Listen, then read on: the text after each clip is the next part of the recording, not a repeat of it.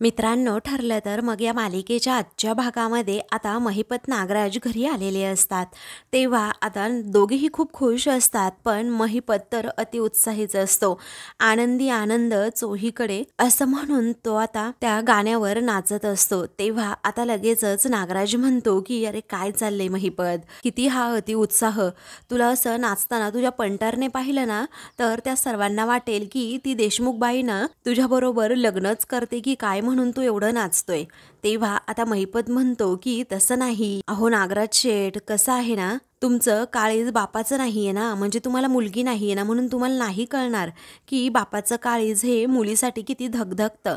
त्याचबरोबर आता ती देशमुखबाई ना माझ्या लेकराला जेलातून सुद्धा सोडवणार आणि खुनाच्या आरोपातून सुद्धा, त्यामुळे मी खूप खुश आहे, असं म्हणून महिपत सारखाच आनंदी आनंद गडे असं गाणं म्हणत असतो आणि जागेवरच डुलू लागतो। मग नागराज त्याच संधीचा फायदा घेत म्हणतो, काय मग, अहो महिपत सर, पार्टी आहे की नाही काही? तेव्हा नागराज शेठ, अहो पार्टी आहे ना, अहो एकदम महागातली महाग तुम्ही दारू ऑर्डर करा, त्याचबरोबर ती पिंपात टाका आणि पिंपाला तोंड लावून हवी तेवढी प्या, असं म्हणून महिपत त्याला खुश करून टाकतो। मग आता सारखंच आनंदी आनंदगडे जिकडे तिकडे चोहीकडे असं पुन्हा पुन्हा तो गाणं म्हणू लागतो। तेव्हा नागराज विचारतो की तुला काही एकच गाणं येतं का रे? मग महिपत म्हणतो, नागराज शेठ, त्याची सुद्धा एक स्टोरी आहे।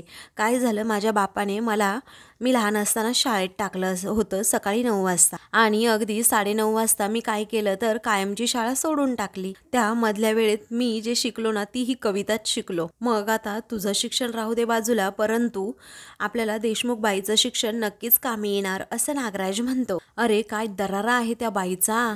त्यावेळी महिपत म्हणतो, दरारा नाही, तोरा बघ ना त्या बाईचा, काय तोरा आहे तो, आणि तो तोरा बघूनच मला अगदी खात्री पटली की ही दामिनी देशमुख ना त्या अर्जुन सुभेदाराला अगदी पुरूनच उरणार, आणि नुसती पुरून उरणार नाही तर त्याचा अगदी चेंदामेंदा करून टाकणार आणि अशी थया नाचणार त्याच्याबरोबर। मग आता जेव्हा माझ्या पोरीचा मला फोन येईल ना, तेव्हा मला अगदी तिला अभिमानाने सांगता येईल की पोरी, तुझ्यासाठी अशी वकिलीनबाई मी आणली आहे ना, तिच्यासमोर अर्जुन सुभेदार म्हणजे की झाडकी पत्ती।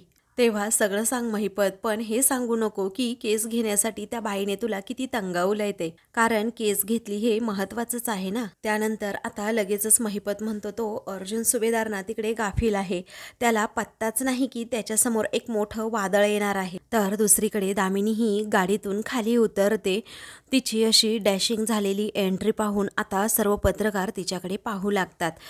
त्यानंतर दामिनी आता गाडीतून खाली उतरून लगेचच कोर्टाकडे जायला निघते। तेव्हा तिच्या पाठीमागे आता पत्रकारांचा अक्षरशः घोळकाच पळत असतो। तेव्हा आता लगेचच सर्व पत्रकार दामिनी भोवती एकत्र येतात आणि विचारतात, आम्ही असं ऐकलंय की तुम्ही अर्जुन सुभेदार यांना हरवणार आहात। त्यावेळी दामिनी देशमुख आता म्हणते की कुणाला हरवण्यासाठी नाही तर स्वतःला जिंकवण्यासाठी केस ही घेत असते, असं आता तिचं उत्तर ऐकून सर्वजण तिच्याकडे पाहतच राहतात। इकडे अर्जुन आणि सायली दोघेही रूममध्ये येतात आणि दरवाजा बंद करून घेतात। त्यावेळी आता लगेचच प्रिया तेथे येते आणि दाराला कान लावून त्या दोघांचं बोलणं ऐकण्याचा प्रयत्न करते।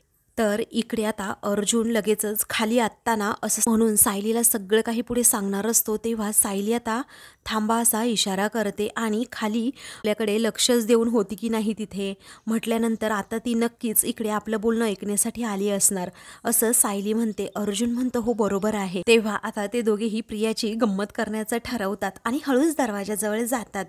प्रियाला कळू सुद्धा देत नाही की आम्ही दरवाजा उघडतोय। प्रिया मात्र कान लावून अगदी दरवाजाला तिथेच उभी असते। ती म्हणते, एकमेकांच्या कानात बोलतायत की काय, काहीच का ऐकू येत नाही। मग आता लगेचच अर्जुन सायली दोघेही दार उघडतात, तोच प्रिया आता लगेच त्यांच्या पायासमोर जाऊन पडते। मग आता प्रियाचा चांगलाच जबरदस्त अपमान होतो।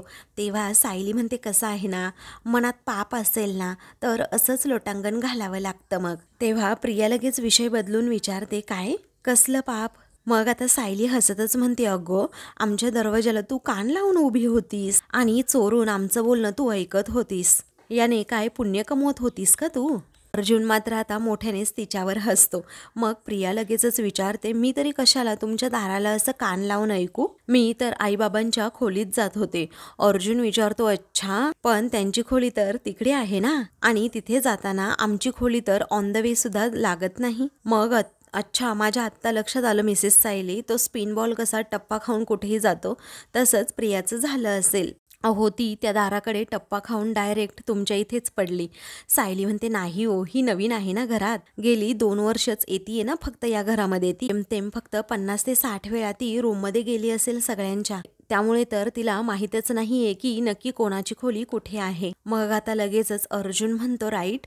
अगं, नीचपणा करायचा असेल ना प्रिया, कारण तरी जरा नीट शोध. अगं, आता सुद्धा आमच्या दाराला कान लावून तू उभी असशील हे आम्हाला माहीत होतं, आणि आता तुझ्या वागण्याचं ना आश्चर्य सुद्धा वाटत नाही आम्हाला प्रिया, असं सायली रागातच तिला म्हणते. मग आता प्रिया म्हणते, चुकून तुमच्या दारासमोर मी उभी होते तर इतकं बोलायची गरज नाही हा.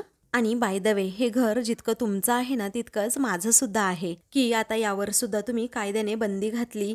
मग आता अर्जुन म्हणतो की आम्ही असं बोललोय का तुला काही, पण तू इथे का उभी होती ना ते सांग अगोदर आम्हाला.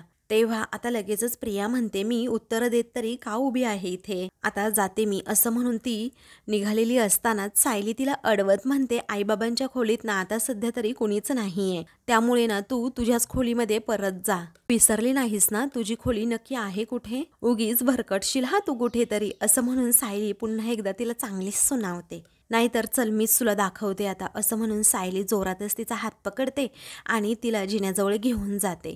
तेव्हा प्रिया जोरातच ओरडत, हात सोड माझा, असं म्हणते. जी मी जाईन त्यामुळे रस्ता दाखवण्याची गरज नाही, समजलं? सायली विचारते, खरंच जाशील का, की माझी पाठ फिरल्यानंतर तू लगेचच आमच्या दाराला कान लावशील? मग आता प्रिया रागातच विचारते, तू स्वतःला खूप हुशार समजतेस ना? तेव्हा सायली म्हणते, याला हुशार समजणं नाही तर सतर्क राहणं असं म्हणतात. कसं आहे ना प्रिया, तू ज्या घरात आहे ना त्या घरातील सर्वांनीच सतर्क राहणं खरंच खूप गरजेचं आहे, कारण तू कधी कुणाच्या पाठीमध्ये सुरा खुपसशील काय माहीत. आणि अर्थात मी तसं होऊ देणार नाही, ही गोष्ट तर वेगळी आहे.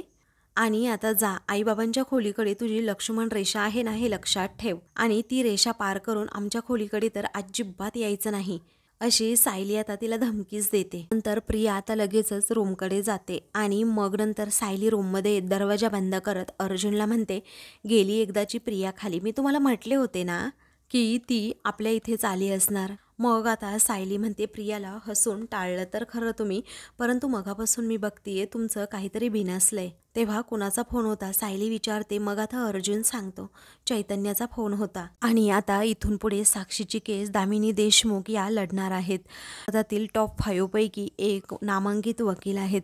हे ऐकताना सायलीला जरा धक्का बसतो, पण ती थोडाही कॉन्फिडन्स ढळू देत नाही आणि म्हणते, माझा नवरा ना जगातील बेस्ट वकील आहे, कारण त्याच्यासमोर कोणीही आलं ना तरी जिंकणार तरी तोच आहे. तेव्हा अर्जुन म्हणतो, वात्सल्य आश्रम केस माझ्यासाठी इन जनरल केस नाही आहे.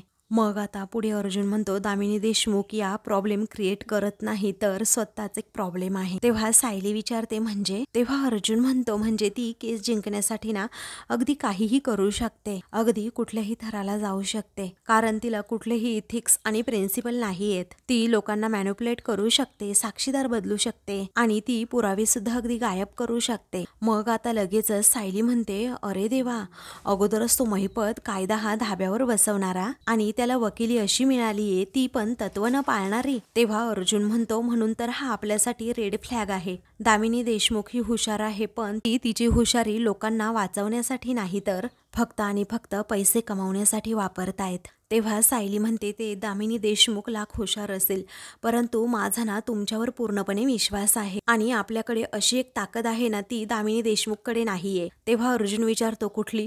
मग आता सायली म्हणते, कारण आपली बाजू ही खरी आहे, भाऊ हे निर्दोष आहे, त्याचबरोबर साक्षी ही दोषी आहे, चांगल्या मनाने आणि सत्याच्या बाजूने लढतोय, त्यामुळे आपल्याला आता कोणीही नाही अडवू शकत, आणि त्या सत्याला तुमच्या बुद्धीची साथ आहे, त्यामुळे तर आता अजिबात काळजीच करू नका. मग आता लगेचच अर्जुन म्हणतो, तसंही तिच्याकडे माझ्याकडे आहे ना तसा केस पार्टनर सुद्धा नाहीये, आणि तुम्ही माझ्या सोबत आहात हेच माझ्यासाठी खूप आहे, मी कोणालाही हरवू शकतो. मग सायली म्हणते, कोणालाही हरवण्यासाठी ना तुमचं कर्तृत्वच पुरेसं आहे. आता सायलीचं हे बोलणं ऐकून अर्जुनमध्ये वेगळाच कॉन्फिडन्स येतो, आणि तो तिच्याकडे पाहून हसतो, कारण सायली एवढं पॉझिटिव्ह बोलत असते ना की अर्जुनच्या मनामध्ये एक वेगळी ऊर्जा निर्माण होते. मग कोणतीही वकील येऊ दे, देशातील टॉप 1 सुद्धा वकील येऊ दे, सायलीच्या बोलण्यामुळे अर्जुनच्या मनात येतं. मग ते दोघेही एकमेकांकडे पाहून हसत असतात. इकडे प्रिया अजूनही हॉलमध्ये असते आणि एरझऱ्या घालत असते, कारण अर्जुन सायलीचं नक्की काय चाललंय हे तिला कळतच नसतं. असं काहीतरी घडलं आहे पण ते कळू देत नाहीये. या नागोबाला माहीत असेल का? असा विचार आता लगेचच प्रिया मनात करत असते आणि लगेचच ती नागराजला फोन करते. तेव्हा नागराज आता कॉल रिसीव करतो आणि म्हणतो की बोला सुभेदार मॅडम. आता लगेचच प्रिया म्हणू लागते, अहो आश्रम केशमध्ये ना काहीतरी डेव्हलपमेंट झालीये, कारण अर्जुनला कोणाचा तरी कॉल आला होता आणि ते फोनवरचं बोलणं ऐकून त्याला जबरदस्त असा शॉक बसला होता. मी सगळं काही ऐकत होते पण तो केसबद्दल बोलायला जाणार इतक्यातच तो सायलीला घेऊन तिकडे वर खोलीमध्ये गेला. म्हणजे असं खळबळ माजवणारं नक्की काय घडलंय हे तुम्हाला माहीत आहे का? तेव्हा आता तो म्हणतो, हो माहिती आहे ना, मला चांगलंच माहीत आहे. मग आता ती रागातच म्हणते, काय माहिती आहे सांगा ना मग पटकने. अहो काय घडलं आहे ते ऐकण्यासाठी मी अर्जुन सायलीच्या दाराला तिथे कान लावून उभी होते आणि त्यामध्ये मी पकडले सुद्धा गेले. आता नशीब समजा त्या सायलीने मला जिन्यावरून ढकलून नाही दिलं खाली आणि तुम्ही असं सहज म्हणताय मला माहिती आहे काय झालंय ते. मग आता लगेचच नागराज म्हणतो, महत्वाचं काहीतरी सांगण्यासाठी ना अशी लायकी कमवावी लागते आणि तू कमवली आहेस का ती लायकी, असं तो लगेचच तिला विचारतो आणि प्रियाचा जबरदस्त अपमान करतो. मग आता लगेचच प्रिया म्हणते, हे तुम्ही सुद्धा लक्षात ठेवा हा, कारण पुढच्या वेळी सुभेदारांच्या बातम्या ऐकण्यासाठी तुम्ही जेव्हा मला फोन कराल ना तेव्हा तुम्हाला सुद्धा हेच उत्तर मिळेल, समजलं? तेव्हा आता नागराज म्हणतो, अगो पण मी असं कुठे म्हणालो की मी तुला सांगणार नाही म्हणून. मग आता लगेचच तो म्हणू लागतो, अगं झालंच ना, अर्जुन सुभेदार विरुद्ध लढण्यासाठी महिपतला एक जबरदस्त वकील मिळाला आहे. म्हणजे महिपतला आता 100 नाही 113% खात्री आहे की साक्षीला तो खुनाच्या आरोपातून सोडवणार आणि जेलमधून सुद्धा सोडवणार. तेव्हा एवढा सॉलिड वकील आहे तरी कोण, प्रिया विचारते. तेव्हा ॲडव्होकेट दामिनी देशमुख असं नाव नागराज सांगतो. तेव्हा आता प्रियाला जबरदस्त धक्काच बसतो. मग आता लगेचच महिपतला खात्री आहे आता ही महिपतची केस ही लढणार, म्हणजे ही केस महिपत हा जिंकणारच असा आता नागराज सांगतो. तेव्हा प्रिया आता विचारते, महिपत तर सॉलिड खुश असेल ना? तेव्हा लगेचच आता खुश काय, तो नाचायचा बाकी आहे नाचायचा, असं लगेचच आता नागराज म्हणतो. आणि आमचं तर सेलिब्रेशन सुद्धा सुरू झालंय त्याच्या घरामध्ये, अगदी जंगी सेलिब्रेशन. तेव्हा प्रिया म्हणते की नेहमीप्रमाणे त्या सेलिब्रेशनचा भाग मी नाहीच आहे आणि हे असं वागताना तुम्हाला जरा पण लाज वाटत नाही का हो? तेव्हा लगेचच आता नागराज विचारतो, लाज? आता लाज कसली वाटणार त्यामध्ये? आता लगेचच प्रिया म्हणते, मी सेलिब्रेट करण्यासाठी तिथे येतेय आत्ताच्या आत्ता. तुम्ही कितीही मला तुमच्या टीमच्या बाहेर ठेवण्याचा प्रयत्न केला ना, मी अजिबातच तसं होऊ देणार नाहीये, मी येते हे आत्ता.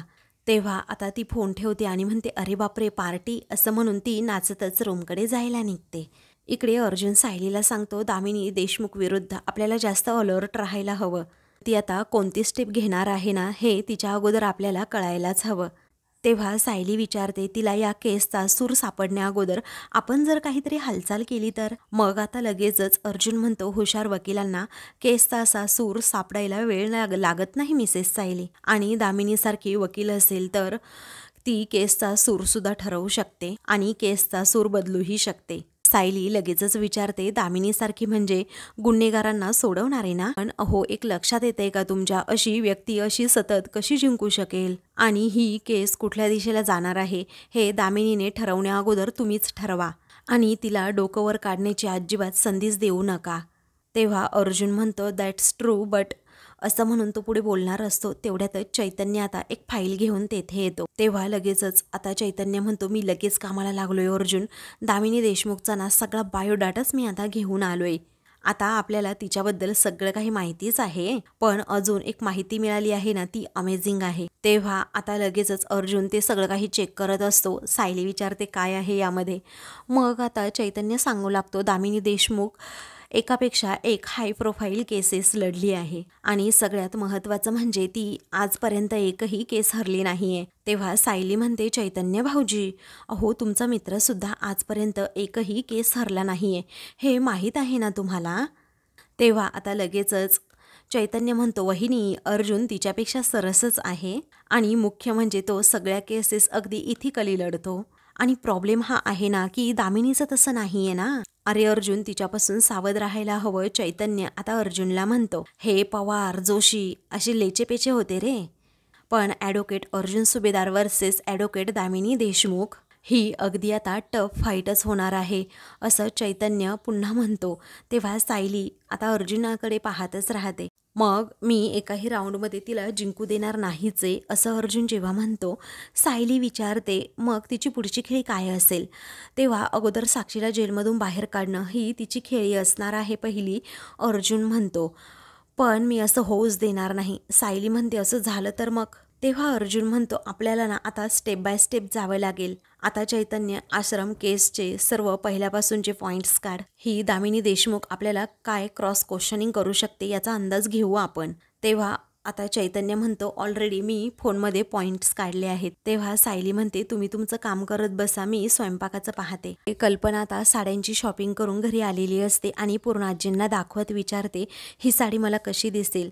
तेव्हा तुझ्यावर कोणताही रंग अगदी खुलूनच दिसेल असं आता लगेचच पूर्णाजी म्हणतात. आणि मग त्यानंतर कल्पना म्हणते, कसं आहे ना पूर्णाई, अहो मधल्या काळात ना मला काहीच अशी खरेदी करावीशी वाटत नव्हती. सारखं उदास उदास वाटत होतं. पण आता तन्वी घरामध्ये लग्न करून आली आहे ना, त्यामुळे असं वाटतंय ना सगळं काही ठीक होईल. पूर्णाजी विचारतात, अश्विन खुश आहे ना गं. तेव्हा कल्पना म्हणते, हो अश्विन आहे खुश. त्याला ना त्याच्या मनासारखा जोडीदार मिळालाय.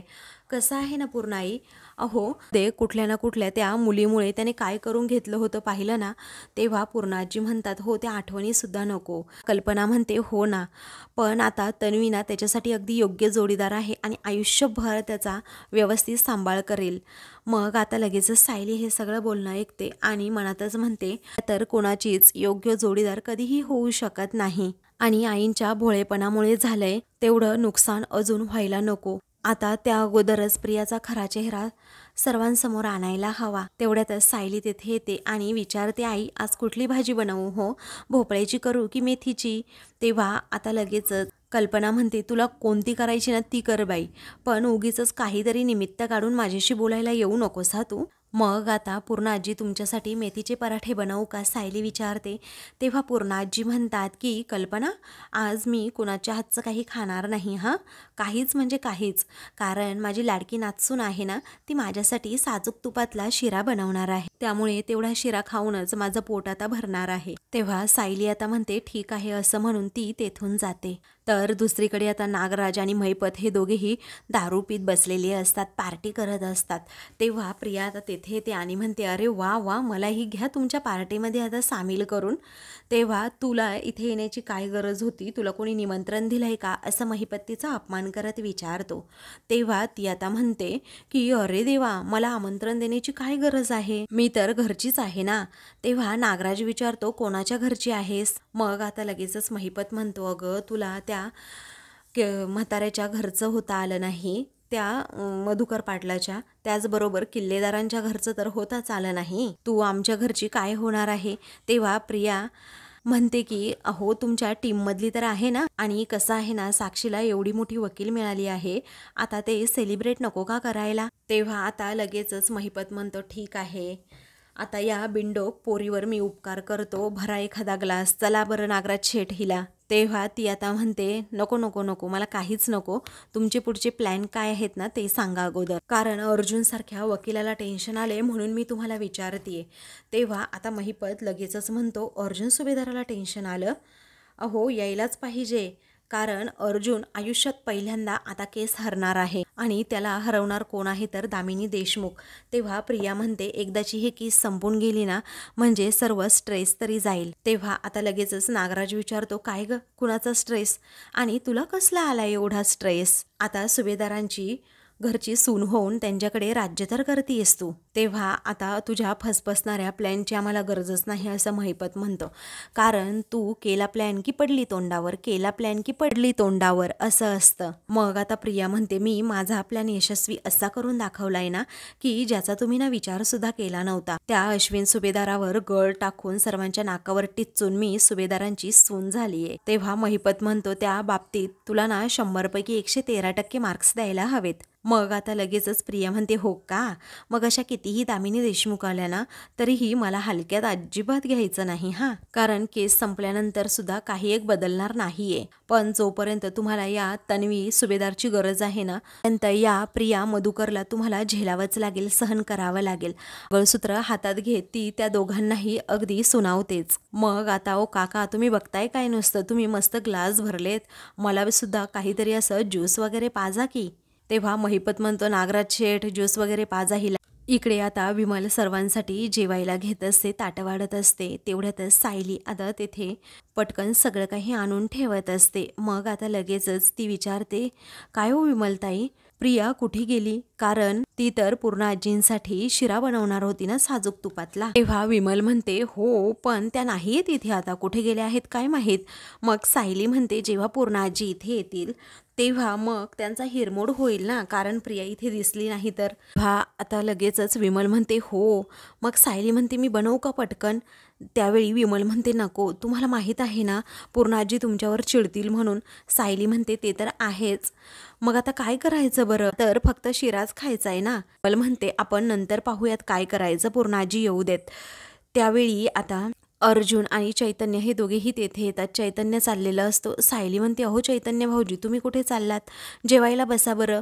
मग आता चैतन्य म्हणतो नको. त्यावेळी आता अर्जुन म्हणतो का बरं, अरे तू तुझ्या घरी राहायला गेला तर अजिबातच इकडे येत नाही, बस इथे अगोदर जेवायला बस बस. मग आता सायली आणि अर्जुन त्याला तेथे बसवतात. तेवढ्यातच आता कल्पना त्याचबरोबर पूर्ण आजी आणि अश्विन हे तिघेही तेथे येतात. प्रिया आता तेथे दिसत नाही हे पाहून कल्पना विचारते कुठे गेली. तेव्हा तिने शिरा बनवला का असं पूर्णाजी विचारतात. कल्पना विचारते ती शिरा बनवून बाहेर गेलीये का. मग विमल म्हणते नाही ओ वहिनी, आज शिऱ्याचा बेत आहे ना हे सुद्धा मला माहीत नाही. तेव्हा अचानक अशी कुठे निघून गेली ती, कल्पना विचारते तुला माहीत आहे का ती कुठे गेली. तेव्हा तो म्हणतो नाही ना, मलाही नाही माहीत नक्की ती कुठे गेलीये, पण ती शिरा बनवणार आहे हे माहीत आहे ना सर्वांना, मग ती वेळेतच येईल घरी हा, असं अश्विन अगदी प्रियावर विश्वास दाखवत सांगतो. तेव्हा अर्जुन आता हसतो आणि म्हणतो चैतन्य, बायकोवर विश्वास आणि आंधळा विश्वास यामध्ये ना खूप फरक असतो. अरे इन फ्युचर तू लग्न करशील ना म्हणून तुला सांगतोय. तेव्हा अश्विन रागातच चैतन्य आणि अर्जुनकडे पाहतो. तर दुसरीकडे महिपत, नागराज आणि प्रिया हे तिघेही मस्त अशी पार्टी करत असतात. गाणं त्यांनी लावलेलं असतं आणि त्यावर डान्स करत असतात. महिपत आणि नागराज दोन्हीही हातात दारूचे ग्लास घेऊन नाचत असतात, तर प्रिया ज्यूसचा ग्लास हातात घेऊन नाचत असते त्यांच्याबरोबर. मग आता काही वेळानंतर नाचून नाचून प्रिया थोडं थकते आणि म्हणते थांबा थांबा जरा. नागराज गाणं बंद करतो आणि विचारतो काय झालं आता. तेव्हा ती म्हणते की आता जरा उशीर झालाय ना, मग जायला हवं घरी, आदर्श सुनेचं नाटकसुद्धा करायला हवं मला.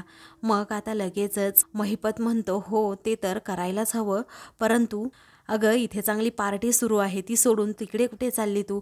मग आता तुला या चिकन मटनमध्ये तर अजिबात इंटरेस्ट नाही, तुझ्यासाठी ना अशी मुळ्याची कोशिंबीर, आळूचं फदफद, त्याचबरोबर शिरा वगैरे करायला हवा होता का. मग आता प्रियाला आठवतं की बापरे, मी पूर्णाजींसाठी शिरा बनवणार होते आणि ते तर राहीलच. मग आता ती म्हणते की नको नको, मला घरी जायलाच हवं, कारण मी पूर्णाजींसाठी शिरा बनवणार होते आणि तो अजूनही बनवला नाहीये. मग आदर्श सुनेचं नाटक कसं सुरू राहणार माझं. तेव्हा नागराज म्हणतो असं आहे का, मग कर की, ऑर्डर करतो शिरा. तेव्हा मला तेच काहीतरी करावं लागेल, परंतु त्यासाठी मला अगोदर घरी तर जावं लागेल ना, असं आता प्रिया म्हणते. आणि जाता जाता त्या दोघांनाही सांगू लागते की हे पहा, इथे काय काय होतंय ना त्याच्या सर्व अपडेट्स मला हव्यात, नाहीतर सुभेदारांकडे काय होतं ना ते मी तुम्हाला काहीच सांगणार नाही, अशी धमकी देऊन ती जाते. तेव्हा लगेचच महिपत म्हणतो नागराज शेठ, अहो ही चिचुंद्री तर आपल्याला धमकी देऊन गेली. इकडे आता सायली विचारते पूर्णाजी तुम्हाला काय वाढो. तेव्हा कल्पना मला काहीच नको आहे, मला तन्वीने बनवलेला साजूक तुपातला शिराच खायचा आहे, असं पूर्णाजी हट्ट धरून बसतात. मग आता तन्वीला तू फोन कर असं आता लगेच पूर्णाजी म्हणतात. तेव्हा लगेचच आता तन्वीला कल्पना फोन करते, परंतु ती काही कॉल रिसीव्ह करत नसते. तेव्हा अर्जुन मात्र गालातच हसतो.